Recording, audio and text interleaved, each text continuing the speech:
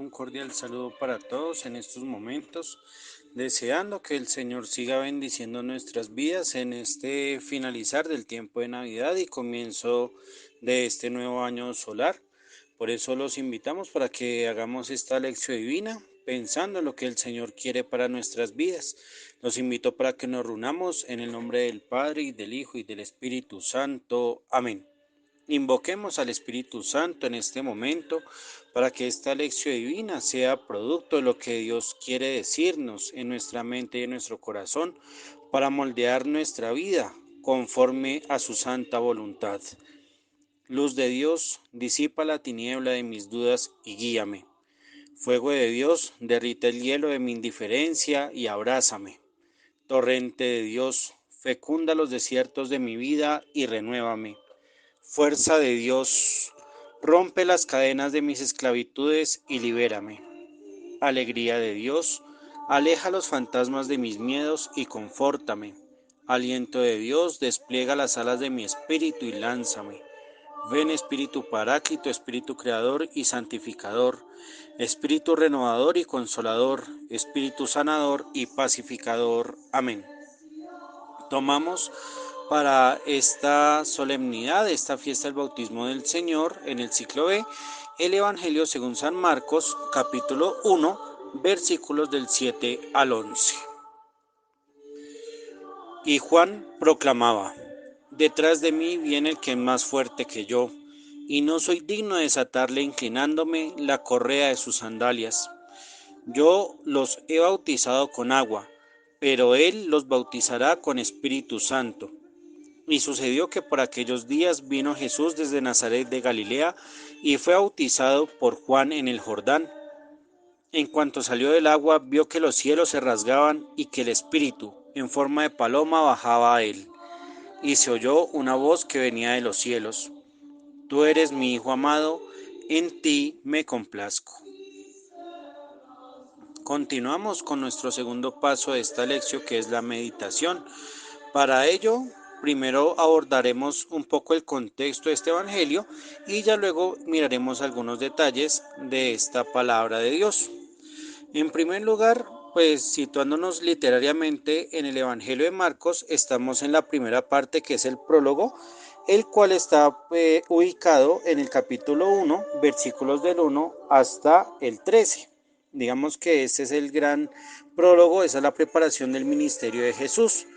Y allí nosotros vamos a encontrarnos que la teología de Marcos tiene como intención presentar y preparar el reino de Dios. ¿En qué consiste este reinado?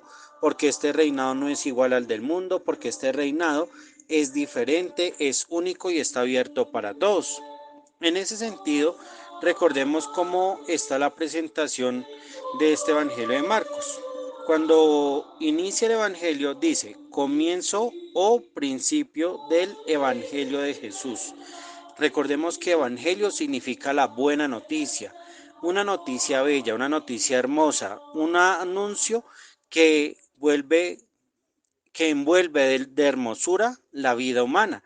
Y en ese sentido, el evangelio que se presenta es el de Cristo, el del ungido. Cómo en Jesús se encarna justamente esta unción del Espíritu y en él se manifiesta su naturaleza, que es ser hijo de Dios. Después de hacer esta presentación de Jesús muy sucinta, muy breve, Marcos no desarrolla la infancia, Marcos no cuenta nada de la familia o del quehacer de Jesús, simplemente comienza ya con el ministerio de Juan el Bautista, que aquí lo hace como un paralelo poniendo a Isaías el profeta. También recordemos que en este tiempo de la iglesia pues acaba el tiempo de la Navidad, y este tiempo de la Navidad tiene como intención presentarnos la persona de Jesús. ¿Quién es Jesús? Porque es importante conocer sus raíces, su origen. Por eso en este tiempo recordamos lo que es la anunciación, la visitación, el nacimiento de Jesús, la presentación de él en el templo, la fiesta de la Sagrada Familia, y ya finalmente concluimos con esa gran manifestación que es el bautismo de Jesús. Por eso hay que tener en cuenta estos dos elementos para entender el contexto de esta palabra para nuestra actualidad. Ahora bien, ¿dónde sucede esta escena? ¿Dónde se recrea este pasaje? En el Jordán. Resulta que la palabra Jordán viene del hebreo Yarden, que significa el que desciende. Entonces, eso no es un detalle para pasarlo de forma superficial, ya que aquí nos manifiesta algo, Marcos, muy interesante, algo muy bello. Primero, el Jordán, al indicarnos que es el que desciende, nos muestra que Cristo, como verdadero Dios, ha descendido hasta nuestra naturaleza humana. Él ha dejado el cielo para venir a nosotros. Un segundo elemento está justamente en que el Jordán queda afuera. Es el lugar que queda en la periferia, es el lugar de la salida. En ese sentido, este texto nos está invitando también a recordar que así como Juan estuvo por fuera, estuvo en la salida para preparar la conversión del pueblo de Israel, para gritar la voz que clama en el desierto, preparen el camino del Señor, enderezcan sus sendas. Es allí también donde nosotros tenemos que experimentar esa salida. Tenemos que salir de qué? De la comodidad, del egoísmo, de tantas situaciones que pronto nos mantienen cómodos, que pronto nos mantienen quietos, pero que tal vez nos mantienen lejos de Dios. Es justamente afuera donde nos podemos encontrar con Dios. Ahora, ¿por qué se menciona este río? Porque si nosotros miramos el pasaje del segundo libro de Reyes, en el capítulo 5, la escena de Naamán, el río Jordán es el símbolo de la purificación, es el símbolo de la limpieza. Y en ese sentido también hay un detalle muy bonito y muy especial, es que Jesús se presenta como un nuevo Moisés, que va a guiar al pueblo hacia la tierra prometida, que en este caso no se trata de Jerusalén, sino que se trata del cielo, del reino de Dios, del actuar de Dios. Por eso Jesús viene desde Nazaret, es decir, desde una ciudad que quizás no tenga prestigio, una ciudad que de pronto no tenga un renombre especial. Nazaret era una ciudad prácticamente desconocida, olvidada, pero también se encuentra en Galilea. Y es que Galilea es una tierra que ha caído en el paganismo, de pronto la misma religión judía ha excluido a esta región y por eso se hace ese matiz tan importante de decir que el Hijo de Dios, el Hijo del Hombre, viene de una tierra pagana, no viene de la cuna del reino en Jerusalén, no viene de los poderes de otros reinos, de otros dominios, viene justamente de una tierra oscura que allí donde aparece la luz es donde viene Cristo justamente a iluminar toda nuestra vida. En ese sentido, vamos a mirar quién aparece allí como un protagonista y es Juan Bautista. Juan Bautista dice lo siguiente: detrás de mí viene el que es más fuerte que yo, y no soy digno de desatarle inclinándome la correa de sus sandalias. Hay algo muy interesante, y es el hecho de decir detrás de mí, antes de mí. O sea, ese detrás no es como se puede pensar en un sentido jerárquico, en un sentido de poder, no. Detrás significa que antes ya había alguien más. Y por eso los verbos griegos que aparecen allí son muy importantes. Juan aparece, es decir, él comienza a vivir, él comienza a aparecerse, él comienza a manifestarse. En cambio, Jesús ya existía, ya subsistía. Y aquí hay algo muy bello y muy interesante, es que Juan se presenta como una persona como todos nosotros, temporal. Nace, vive y muere. En cambio, Jesús no se presenta como una persona temporal, se presenta como el verdadero Dios que ha existido desde antes de todos los tiempos. Además, hay un detalle muy particular, más fuerte. Tiene una autoridad que no le da una fuerza física o que no le da un poder especial, sino que es más fuerte en el sentido que como siendo Dios es más grande que nuestra propia humanidad. Pero el detalle está en el verbo que aparece allí, viniendo. Dios no deja de venir a nosotros. Continuamente Dios está queriendo entrar en nuestra vida. Por eso, en ese sentido, cuando nosotros tomamos los verbos de la palabra de Dios, hay que mirar su sentido temporal. Una cosa es que un verbo aparezca en pasado, como llamamos de pronto en el pretérito, una acción que ya pasó. Otra cosa es el presente continuo, y otra cosa es el futuro. En este caso, viniendo es un presente continuo. Eso quiere decir que Jesús desde ese momento ha estado viniendo para nuestras vidas. Y ahora el sentido de desatarle la correa de las sandalias, muchos lo ven como el signo de humildad, de pronto como que él no se considera esclavo de Jesús, entonces por eso no le desata ahí. No, ese no es el sentido especial de este pasaje. Resulta que cuando nosotros leemos el Deuteronomio, en el capítulo 25, del 5 al 10, dice: cuando unos hermanos vivan juntos y uno de ellos muera sin tener un hijo, la mujer del difunto no habrá de casarse fuera con hombre extraño. Cuando se dice fuera, no se entiende fuera de la familia del difunto. Su cuñado, es decir, el hermano del esposo difunto, se llegará a ella, se casará a ella, la tomará por esposa y cumplirá con ella con la ley del levirato. ¿Qué quiere decir esta ley? Que si un hombre moría y dejaba viuda a su esposa, por ende, el que sucedía en ese matrimonio era el hermano. Si ese hermano ya está casado, pues entonces seguía el otro, el menor. Y así sucesivamente para lograr consolidar la descendencia, el sentido de la familia del varón. El primogénito que ella dé a luz deberá llevar el nombre del hermano difunto, para que su nombre no sea borrado de Israel.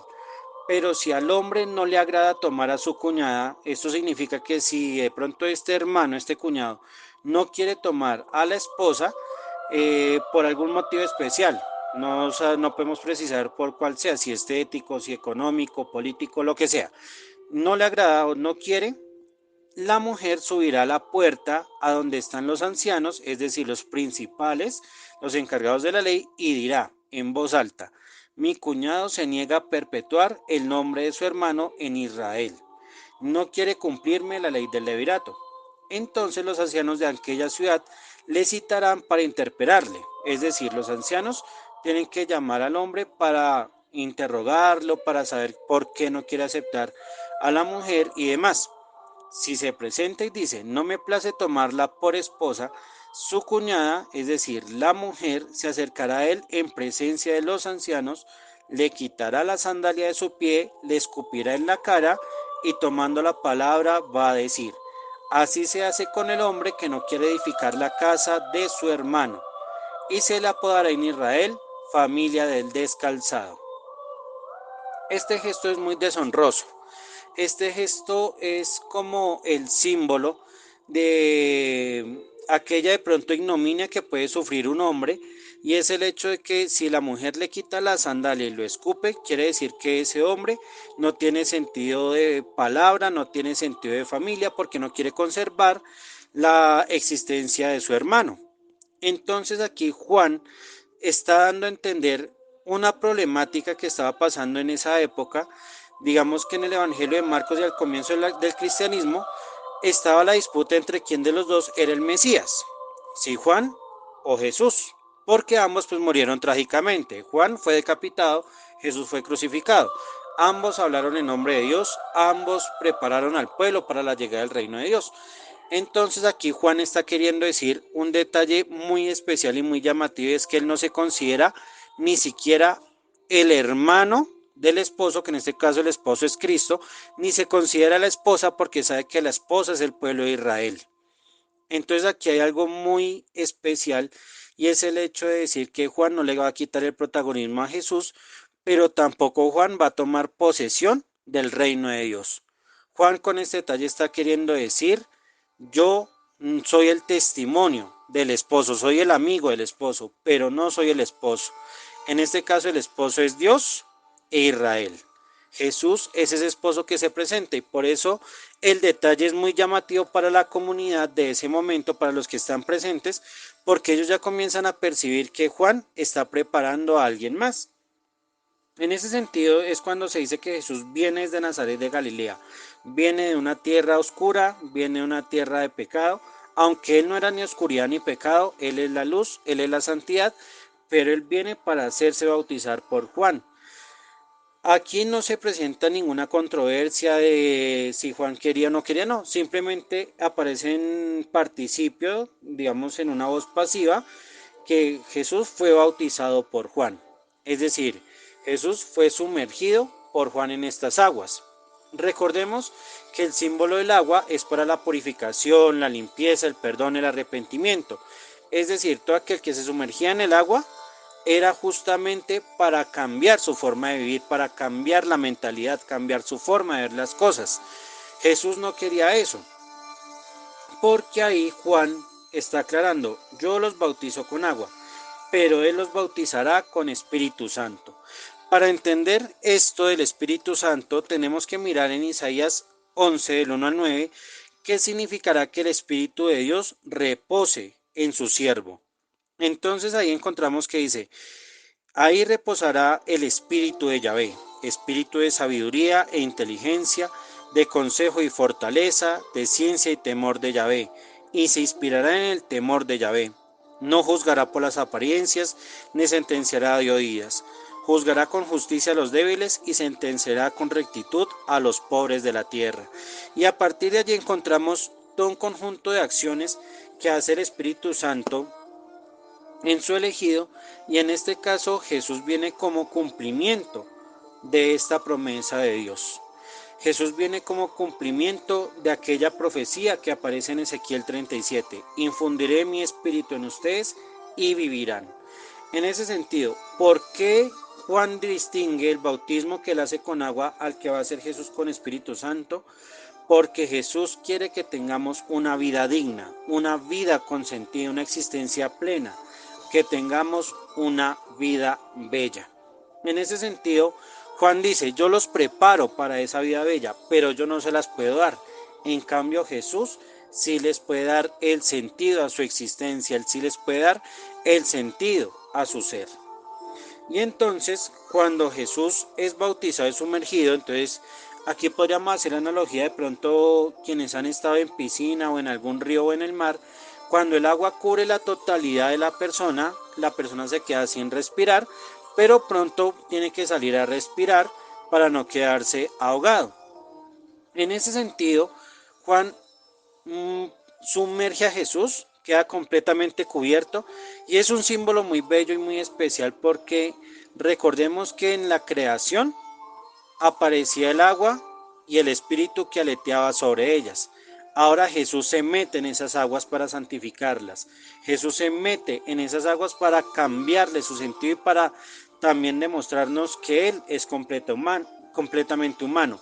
Y luego es muy interesante cuando dice el evangelio original en griego, subió Jesús fuera del agua. Aquí se nos reflejan las dos naturalezas que Él posee, la naturaleza divina y la naturaleza humana. Jesús como verdadero Dios sube ahora porque sabe que su destino no está allí en la muerte, no está allí en donde hay incertidumbre, está justamente mirando hacia arriba, hacia el cielo, hacia Dios, hacia el Padre. Aquí nosotros podemos ver ese detalle tan particular. Jesús como verdadero Dios desciende y se sumerge en el agua. Y como verdadero hombre nos ayuda a salir de las tinieblas del pecado, de la fragilidad, para mirar hacia arriba, para mirar hacia el cielo, para elevar la vista y recordar que nuestro origen está en Dios. Y por eso el verbo que aparece en griego, esquizómenos, significa dividir, separar. Ese verbo esquizomen o esa palabra esquizo, que a veces la utilizamos para cuando alguna persona sufre, por ejemplo, de esquizofrenia y demás, es cuando se presenta una división, una ruptura, hay un cambio total. Jesús ve que los cielos se rasgan, se dividen. Esa puerta que en el Génesis se cerró para Adán y para Eva, ahora Jesús la abre completamente para toda la humanidad. Recordemos que en esa época pues se pensaba en la existencia de los 7 cielos, que eran como ciertas etapas para llegar hasta el cielo definitivo, que es la presencia de Dios, que es el paraíso. En ese sentido, cuando se dice que todos los cielos fueron rasgados, es para decirnos un mensaje muy llamativo para nuestra vida. Dios abre la puerta del paraíso para ti y para mí, para todos nosotros. Ya ahora aparece con el Espíritu Santo una nueva creación. Cuando los cielos se abren, baja el Espíritu Santo. Aparece una alianza nueva y definitiva entre Dios y la humanidad. Aquello que se simbolizaba en el cántico el primer siervo, en Isaías 42, como alianza y como luz, como liberador y como salvador, se hace realidad en este momento del bautismo. Por eso Jesús es levantado y cuando Él se levanta, baja el Espíritu hasta Él, pero nos dice que como en forma de paloma. No es que el Espíritu Santo sea un animal, no es que el Espíritu Santo sea la paloma como constantemente se le simboliza. Lo que pasa es que la paloma tiene el sentido bíblico del Génesis, que es cuando aparece el diluvio, la paloma va buscando dónde posarse, no encuentra en ningún lugar, vuelve al arca, después cuando sale encuentra morada y ya no vuelve al arca. Entonces, ahora, ¿qué quiere decir esto? Que el Espíritu Santo ya tiene un nido y ya tiene una morada, ya tiene un lugar perfecto donde quedarse y donde reposar. En ese sentido, el nido es Jesús. Y en Jesús estamos llamados todos a ser morada del Espíritu Santo. Que el Espíritu Santo sienta que nuestro corazón y nuestra mente puede ser el lugar perfecto para que Él pueda descansar, para que Él pueda obrar, para que Él pueda actuar. Por eso hay algo muy interesante y es cómo en esta escena, aunque hay muchas personas presentes, solamente Juan y Jesús se dan cuenta de lo que está pasando y escuchan la voz que viene del cielo. Tú eres mi hijo amado, en ti me complazco. Qué bellas palabras que vienen del Padre Celestial. Tú eres el hijo a quien amo tanto, a quien soy capaz de brindarle el amor más puro, más bello. En ti pensé bien, en ti elegí bien, yo te anhelo a ti, tú me agradas. Esas palabras que suenan como palabras de alguien que brota con amor, son las palabras que también queremos que en algún momento el Padre Celestial nos diga a nosotros. Por eso Jesús, a lo largo de este año donde vamos a leer el Evangelio de Marcos, nos va a mostrar cómo podemos ser esos hijos amados, cómo podemos demostrarle al Padre Celestial que Él pensó bien en nosotros, que Él eligió bien cuando nos creó, que Él nos anheló con un amor profundo cuando nos creó, que Él se agrada de nuestra existencia. Por eso que este Evangelio nos puede ayudar justamente a reconocer esa nueva alianza, esa nueva humanidad que brota a través del bautismo de Jesús. Vamos con nuestro tercer paso, que es la oración. Señor Dios misericordioso, gracias por el don del bautismo, porque nos has querido adoptar como tus hijos amados.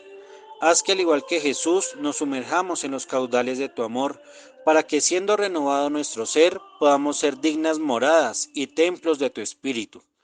Que nuestros sentidos sean santificados para que podamos alabarte y bendecirte con nuestra existencia, porque nunca nos cansaremos de llamarte Padre.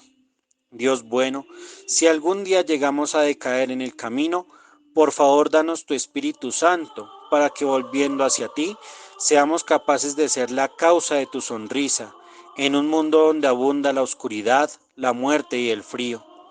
Que seamos coherentes con nuestra fe y que al finalizar nuestra etapa nos recibas diciendo, tú eres mi hijo, tú eres mi hija, en quien pensé bien. Amén. Vamos ahora a este pequeño momento de contemplación para vivir el encuentro con Dios. Si consideras pertinente, puedes pausar este video para hacer un momento de silencio, para hacer un momento de interiorización. A nivel personal, recuerdo mi bautismo, cómo fue que Dios me adoptó, cómo fue que Dios me permitió entrar en su casa, en su familia, en la iglesia. Y es el momento también de cómo examinar mi ser siendo templo del Espíritu Santo. Y en tu comunidad, ¿qué significa para mí descender para subir con los demás? ¿Y cómo puedo escuchar la voz del Padre en medio de mis hermanos? Vamos entonces a hacer una síntesis de esta lección divina. Ante Dios, agradezco su adopción en el bautismo. Contigo mismo, me dispongo para mi ser como hijo, como hija de Dios. Con tus hermanos, dar testimonio en las aguas de donde has salido. Hemos llegado al quinto paso de la lección divina, a este momento que es la acción, que es tu turno para poner por obra esta palabra. ¿A qué me invita la palabra? ¿Qué haré esta semana para cultivar lo que Dios ha hecho en mí? ¿Cómo agradezco la apertura del Espíritu hacia mí? Ahora, retomando los elementos más significativos de este Evangelio, les invito para que nuevamente cada uno haga la lectura del texto bíblico de Marcos capítulo 1, versículos del 7 al 11. y como una guía pedagógica respondamos estas preguntas dedicando a cada una su momento. En la lectura, ¿qué dice el texto? ¿Qué hacen Jesús y Juan? ¿Qué pasa con Jesús? ¿Qué sucede con el Espíritu?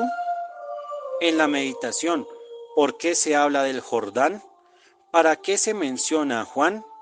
¿Por qué se rasgan los cielos? ¿Qué significa la paloma? En la oración, ¿qué le quiero decir a Dios desde lo leído? ¿Qué le ofrezco a partir de lo vivido? ¿Qué quiero pedirle a Dios? Y en la contemplación, ¿cómo vivo este texto? ¿Qué significaría para mí Juan el Bautista, el Jordán, Jesús y el Padre? Pausemos y hagamos esta lección divina. Finalizamos esta lección divina con la oración a Nuestra Señora del Cielo, para que ella como buena madre nos ayude a configurarnos con su Hijo amado. Madre del Redentor, Virgen fecunda, puerta del cielo siempre abierta, estrella del mar, ven a librar al pueblo que tropieza y se quiere levantar. Ante la admiración de cielo y tierra engendraste a tu santo Creador y permanece siempre virgen. Recibe el saludo del ángel Gabriel y ten piedad de nosotros pecadores. Amén. Finalizamos esta lección divina con nuestra recomendación. En un primer momento acudamos a la iglesia, celebremos los sacramentos, la Eucaristía, vivamos la liturgia y alabemos a Dios con nuestra vida. En el ámbito de la fe, hagamos oración con la palabra de Dios, tengamos cerca la lectura de la Biblia y contemplemos en la creación en nuestro ser el actuar de Dios. Esto nos lleva a la caridad, a ayudar con sentimientos de empatía y donación nuestra propia existencia en el ámbito de la esperanza. Seamos testimonio de vida. Suscríbete y comparte este video para que muchas personas también puedan conocer la palabra de Dios. Recuerda que la palabra se lee, se ora, se celebra y se vive en comunidad. Que el Señor nos bendiga, nos acompañe siempre en el nombre del Padre, del Hijo y del Espíritu Santo. Amén.